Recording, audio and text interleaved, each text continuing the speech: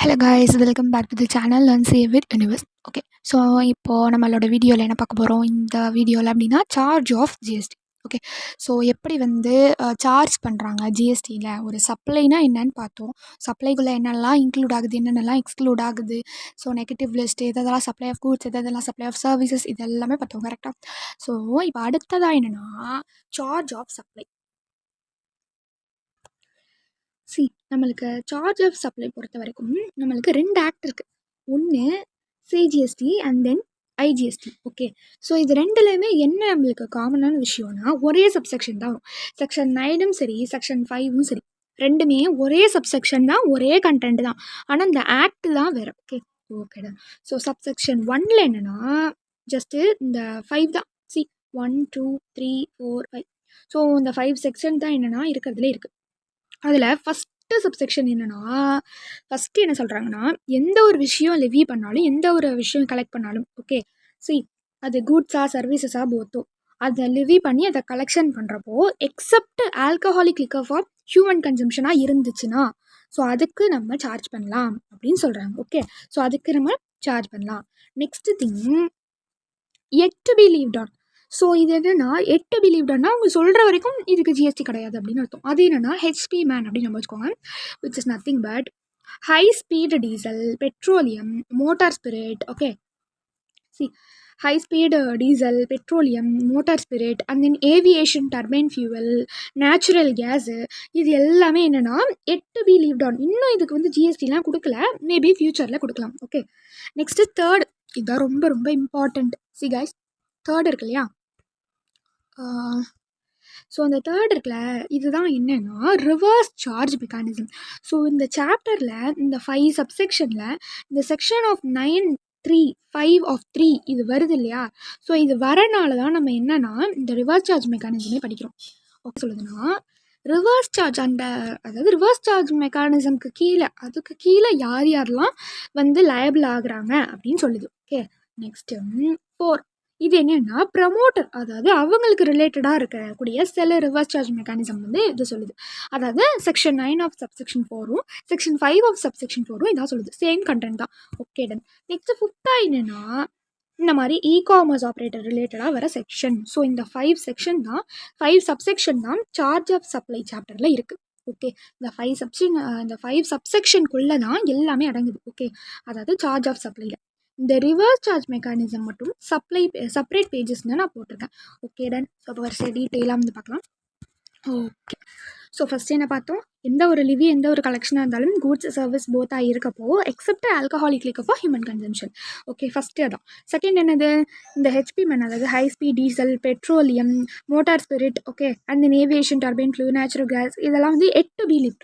Next தேர்டாக இப்போ நம்ம பார்க்க போகிறது தேர்டு சப்செக்ஷன் தான் என்னென்னா reverse charge mechanism which is RCM. Okay, so இதை வந்து கொஞ்சம் டீட்டெயிலாக பார்க்கலாம். ஓகே கைஸ், ஸோ இப்போது நம்ம இதை வந்து எக்ஸாம்பிளாக வச்சுக்கலாம். ஓகே, ஃபஸ்ட்டு நம்மளுக்கு ஃபார்வர்ட் சார்ஜ் மெக்கானிசம்னா என்ன, ரிவர்ஸ் சார்ஜ் மெக்கானிசம்னா என்ன அப்படிங்கிறது தெரியணும். ஃபஸ்ட்டு ஃபார்வர்ட் சார்ஜ் மெக்கானிசம்னா, ஸோ இவங்க வந்து என்னென்னா இவங்களுக்கு கூட்ஸ் வந்து ஏதோ ஒன்று கொடுக்குறாங்க. Okay, so something goods R service ஏதாவது வந்து கொடுக்குறாங்க. ஓகே, ஸோ அப்படி கொடுக்குறப்போ இவங்க என்னென்னா சப்ளையராக ஆகிடுறாங்க. இவங்க வந்து என்னென்னா சப்ளையர் ஆகிடுறாங்க. இவங்க என்ன ஆகிடுறாங்க, ரெசிபியண்ட்டாக ஆகிடுறாங்க. ஓகே, ஸோ இப்போ இவங்க சப்ளையர், இவங்க ரெசிபியண்ட். ஸோ இதில் வந்து கன்ஃபியூஷன் இல்லைல்ல. ஸோ இதில் வந்து தெளிவாக இருக்கீங்களா? இப்போது நெக்ஸ்ட் என்னென்னா இவங்க கூட்ஸ் இவங்க வந்து இவங்களுக்கு சப்ளை பண்ணுறாங்க. ஸோ அதனால் இவங்க சப்ளையர், இவங்க வந்து ரெசிபியண்ட். ஸோ இவங்க இதுக்கு என்ன கொடுப்பாங்க, ஸோ சம்திங் கன்சிடரேஷன் கொடுப்பாங்க இல்லையா. ஸோ என்ன அமௌண்ட்டு அப்படின்னு சொல்லி கொடுப்பாங்க. ஸோ அது எவ்வளோ அமௌண்ட்டோ அது வந்து இவங்களுக்கு கொடுப்பாங்க. ஸோ இந்த மாதிரி பண்ணுறப்போ இந்த இடத்துக்கு இவங்களுக்கு என்ன கிடைக்கிது, காசு கிடைக்கிது. கரெக்டாக? ஸோ இவங்களுக்கு காசு கிடைக்கிறப்போ இவங்க என்ன பண்ணுவாங்கன்னா, இவங்க கொடுத்ததில் குறிப்பிட்ட அளவு மட்டும்தான் இவங்க எடுத்துப்பாங்க. ஸோ இந்த கூட்ஸுக்கு எவ்வளோ ஜிஎஸ்டியோ அதை இவங்க கொடுக்குறப்பயே அதை கலெக்ட் பண்ணி இவங்க என்ன பண்ணிடுவாங்க, கவர்மெண்ட் ஆகிய இவங்களுக்கு கட்டிடுவாங்க. ஓகே, ஸோ இப்படி தான் நம்மளுடைய ஜிஎஸ்டிலாம் போகுது under forward charge mechanism. Okay, இப்போது சப்ளையர் யாரோ அவங்கள்ட்ட கூட்ஸை கொடுத்துட்டு அவங்களுக்கு அதுக்கு பதிலாக பணம் தரப்போ இவங்களுக்கான ரேட் என்னவோ அதை எடுத்துக்கிட்டு அந்த பேலன்ஸ் ஜிஎஸ்டியை சப்ளையர் கவர்மெண்ட் கொடுத்தாங்கன்னா, ஓகே ஸோ இவங்களுக்கு பணம் வரப்போ இவங்க என்ன பண்ணுறாங்க, கவர்மெண்ட்டுக்கு கொடுத்துட்டாங்கன்னா அதுதான் என்னதுன்னா forward charge mechanism. Okay, suppose in some situation so இப்போ என்ன ஆகுது அப்படின்னா இவங்க வந்து என்ன கொடுக்குறாங்க, கூட்ஸ் கொடுத்தாங்க. ஸோ கூட்ஸோ சர்வீஸோ கொடுக்குறாங்க, இவங்க அதுக்கு அமௌண்ட் கொடுக்குறாங்க இல்லையா. ஸோ சில டைம் என்னென்னா இவங்க சப்ளையராக இருக்காங்க, இவங்க கூட்ஸ் கொடுத்தாங்க, இவங்க ரெசிபியண்ட்டாக இருந்தாங்க. ஸோ இது கவர்மெண்ட் பார்த்தோம் இல்லையா. ஸோ சம்டைம்ஸ் என்னென்னா என்ன ஆகுனா நீங்கள் வந்து இவங்களுக்கு கொடுக்கணும்னு இல்லை, சில டைம் இன் சம் கேசஸ் நீங்கள் அமௌண்ட்டை இவங்களுக்கு கொடுக்குறப்ப அவங்களுக்கான ப்ராடக்ட் அவங்களுக்கான சர்வீசஸ்க்கு மட்டும்தான் அமௌண்ட் கொடுக்க போகிறீங்க. இவங்களே அதாவது இந்த ரெசிபியண்ட்டே என்னென்னா ஜிஎஸ்டி கட்டிடுவாங்க கவர்மெண்ட்டுக்கு. ஸோ இந்த மாதிரி ரெசிபியண்ட்டே கட்டுறாங்க இல்லையா, ஸோ ரிசீவ் பண்ணுறவங்களே கட்டுறாங்க இல்லையா, அந்த சர்வீஸோ கூட்ஸோ ரிசீவ் பண்ணுறவங்களே கவர்மெண்ட்டுக்கு ஜிஎஸ்டி கட்டுறாங்க இல்லையா. ஸோ அதுதான் என்னென்னா ரிவர்ஸ் சார்ஜ் மெக்கானிசம். ஓகே, அவ்வளோதான். ஸோ ஒரு சில சுச்சுவேஷனில் சப்ளையரே வந்து கட்டுறாங்க, அதுதான் என்னென்னா ஃபார்வர்டு சார்ஜ் மெக்கானிசம். ஒரு சில சுச்சுவேஷனில் ரெசிபியண்ட் கட்டுறாங்க, அதுதான் என்னென்னா ரிவர்ஸ் சார்ஜ் மெக்கானிசம். இப்போது நம்மளுக்கு இந்த செக்ஷன் ஆஃப் 9 ஆஃப் 3லேயும் 5 ஆஃப் 3லேயும் என்ன சொல்லியிருக்காங்க அப்படின்னா ரெசிபியண்ட் இவங்க இருக்காங்க இல்லையா. ஸோ அந்த ஜிஎஸ்டி கட்டுறது ரிவர்ஸ் சார்ஜ் மெக்கானிசம் இல்லையா. ஸோ அது என்னென்ன கேசஸ் அப்படின்னு தான் இப்போ நம்ம படிக்க போகிறோம். Okay guy see here. So நம்மளுக்கு ஆர்சிஎம் அப்படிங்கிறப்போ செக்ஷன் 9லேயும் சரி, செக்ஷன் ஐஜிஎஸ்டியில் 5ம் சரி, ஸோ ரெண்டுமே சப்செக்ஷன் 3ல் தான் இருக்குது. 3யுமே என்ன தான் பேசுது அப்படின்னா இந்த சப்செக்ஷன் 3யுமே ஆர்சிஎம் பற்றி தான் பேசுது, சேம் கண்டென்ட் தான். ஓகே, ஸோ இந்த இடத்துல நான் சொன்னேன் இல்லையா, ஸோ சப்ளையர் ரெசிபியண்ட்டுக்கு கொடுக்குறாங்க. ஸோ சப்ளையர் பே பண்ணுறப்போ அது எஃப்சிஎம், அது நார்மல் கேஸில் எல்லாருக்குமே நடக்காது. சப்ளையர் ரெசிபியண்ட் கொடுக்குறப்போ ரெசிபியண்ட் ஜிஎஸ்டி பே பண்ணுறாங்களே அது வந்து ஆர்சிஎம். ஓகே, ஸோ இங்கே நம்மளுக்கு என்னென்னா இந்த ஆர்சிஎம் வந்து சில சப்ளை ஆஃப் கூட்ஸுக்கு ஆர்சிஎம் இருக்குது, சில சப்ளை ஆஃப் சர்வீசஸ்க்கு ஆர்சிஎம் இருக்குது. ஸோ நம்மளுக்கு கூட்ஸுக்கு இருக்க ஆர்சிஎம் வந்து 10 இருக்குது, சர்வீசஸ்க்கு இருக்கிற ஆர்சிஎம் வந்து 20 இருக்குது. ஓகே, ஸோ இப்போ இருக்கிற நம்மளோட attempt. Okay done. So first வந்து கூட்ஸ் பார்த்துடலாமா. ஓகே கைஸ், சி இப்போது first goods covert under RCM என்ன பார்க்க போகிறோம், goods covert under RCM. So first என்னென்ன கூட்ஸ்லாம் வந்து கவர் ஆகுதுன்னு பார்க்கலாம். ஓகே, இந்த இடத்துல யார் சப்ளையராக இருக்கணும் அப்படின்னா அக்ரிகல்ச்சரிஸ்ட். ஓகே, அக்ரிகல்ச்சரிஸ்ட் அப்படிங்கிறவங்க சப்ளையாக இருக்கிறாங்க. ஸோ எதை சப்ளை பண்ணுறப்போ ரெசிபியன்ட் பே பண்ணணும். இங்கே நம்மளுக்கு இந்த லெசனில் ஃபுல்லாகவே ரெசிபியன்ட் தானே பே பண்ணணும், அதாவது ஆர்சிஎம் கண்டென்ட்டில் ஃபுல்லாகவே யார் தான் பே பண்ணணும், ரெசிபியன்ட் தான் ஜிஎஸ்டி பே பண்ணணும். அப்போ அந்த ரெசிபியன்ட்டு ரெஜிஸ்டர் பர்சனாக இருக்கணும். என்ன கேஸில் எந்த விஷயத்துக்காக அவங்க பே பண்ணணும், கேஷ்யூ நட்ஸ் இருக்கு இல்லையா. ஸோ கேஷ்யூ நட்டு ஓடெல்லாம் வந்து எடுக்காமல் பீல் பண்ணாமல், அதாவது உரிக்காமல், அந்த கேஷ்யூ நட் வந்து எடுத்தோடனே முந்திரி பருப்பாக வராது. ஸோ அது ஒரு ஃப்ரூட்டாக இருக்கும், ஃபஸ்ட்டு கேஷ்யூ ஃப்ரூட்டாக இருக்கும், அதெல்லாமே க்ளீன் பண்ணி அதை கொஞ்சம் ட்ரை பண்ணி அதுக்கப்புறம் தான் நம்மளுக்கு கேஷ்யூ நட்டாக கிடைக்கும். ஸோ அப்போது அந்த கேஷ்யூ நட்டை இதை மாதிரிலாம் எதுவுமே பண்ணாமல் ஃப்ரெஷ்ஷாக இருக்கும் இல்லையா. ஸோ அந்த கேஷ்யூ நட்டு இந்த மாதிரி ஷெல்லெல்லாம் எடுக்காமல் பீல் பண்ணாமல் அந்த மாதிரி இருக்கும் இல்லையா. ஸோ அப்போ அந்த மாதிரி cashew nut not shelled and field அந்த மாதிரி இருக்கிறப்போ ஸோ இந்த இடத்துல சப்ளையர் அக்ரிகல்ச்சரிஸ்டாகவும் ரெசிபியன்ட் ரெஜிஸ்டர் பர்சனாகவும் இருந்தாங்க அப்படின்னா இந்த இடத்துல யார் பே பண்ணணும், ரெஜிஸ்டர் பர்சன் தான் பே பண்ணணும். நெக்ஸ்ட் என்னன்னா இந்த beedi, wrapper leaves, tendu leaves இந்த மாதிரிலாம் இருக்கும் இல்லையா. ஸோ டொபாக்கோ லீவ்ஸ் இந்த மாதிரியான சுச்சுவேஷனுக்கும் அக்ரிகல்ச்சரல் வந்து சப்ளை பண்ணுறப்போ அக்ரிகல்ச்சரிஸ்ட்டு சப்ளை பண்ணுறப்போ அதை ரிசீவ் பண்ணுற பர்சன் ரெஜிஸ்டர் பர்சனாக இருந்தாங்கன்னா அவங்க தான் ஜிஎஸ்டி கட்டணும். நெக்ஸ்ட் வந்து essential oils. Okay, so essential oils அதாவது இந்த மின்ட்டு இந்த மாதிரி சிட்ரஸ் இருக்கும் இல்லையா. ஸோ அந்த மாதிரி சிட்ரஸ் ஆசிட் அதுலேருந்து வந்து ஃபார்ம் பண்ணுற அந்த எசென்ஷியல் ஆயில்ஸ் எல்லாமே என்னென்னா கொடுக்குறவங்க அன்ரெஜிஸ்டர் பர்சனாக இருக்கணும். கொடுக்குறவங்க அன்ரெஜிஸ்டர் பர்சனாக இருந்து அதை ரிசீவ் பண்ணுற ரெசிபியன்ட் ரெஜிஸ்டர் பர்சனாக இருந்தாங்கன்னா இந்த இடத்துல யார் ரெசிபியன்ட் தான் இந்த இடத்துல ஜிஎஸ்டி பே பண்ணணும். நெக்ஸ்ட் என்னென்னா லாட்ரி இந்த சென்ஸ் கொடுக்குறவங்க யார் இருக்கணும் அப்படின்னா சென்ட்ரல் கவர்மெண்ட். ஓகே, யூடிஜிஎஸ்டி அது என்ன லோக்கல் அதாவது அத்தாரிட்டி. ஓகே, ஸோ இவங்கெல்லாம் என்னென்னா கொடுக்குறவங்களா இருக்கணும், அதாவது சப்ளை பண்ணுறவங்களா இருக்கணும், லாட்ரியை சப்ளை பண்ணுறவங்களா இருக்கணும். ரிசீவ் பண்ணுறவங்க யாருன்னா இந்த லாட்ரி டிஸ்ட்ரிபியூட்டர் ஏஜென்ட்லாம் இருப்பாங்களா. ஸோ அவங்க தான் என்ன பண்ணுவாங்கன்னா மக்களுக்கு வந்து இஷ்யூ பண்ணுவாங்க.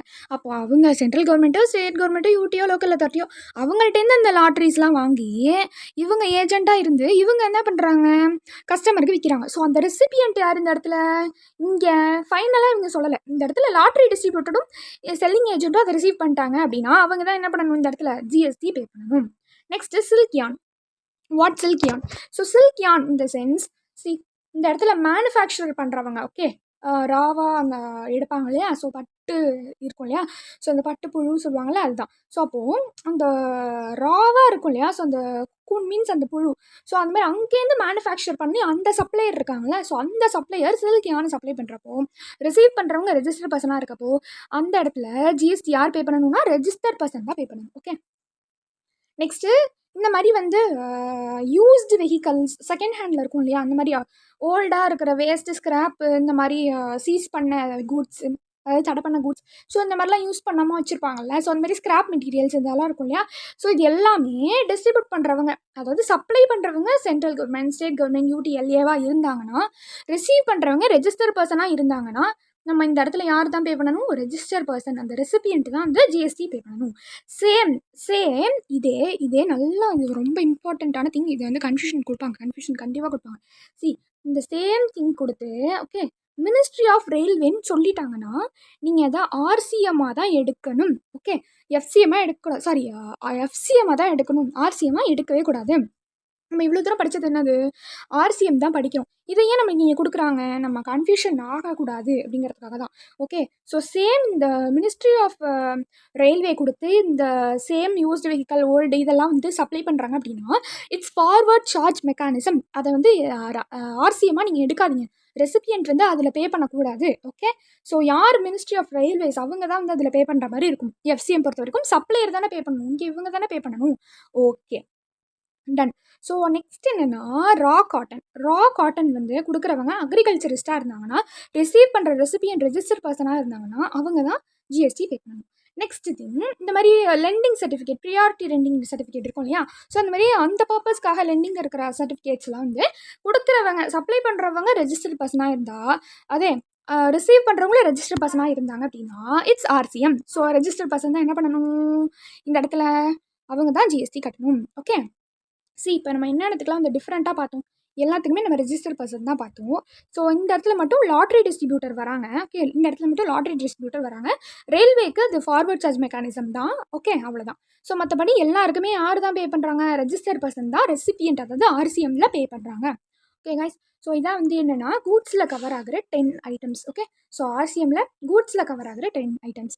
ஸோ இந்த next part of video we will continue. Okay, until then this is Shweta signing off. Thank you.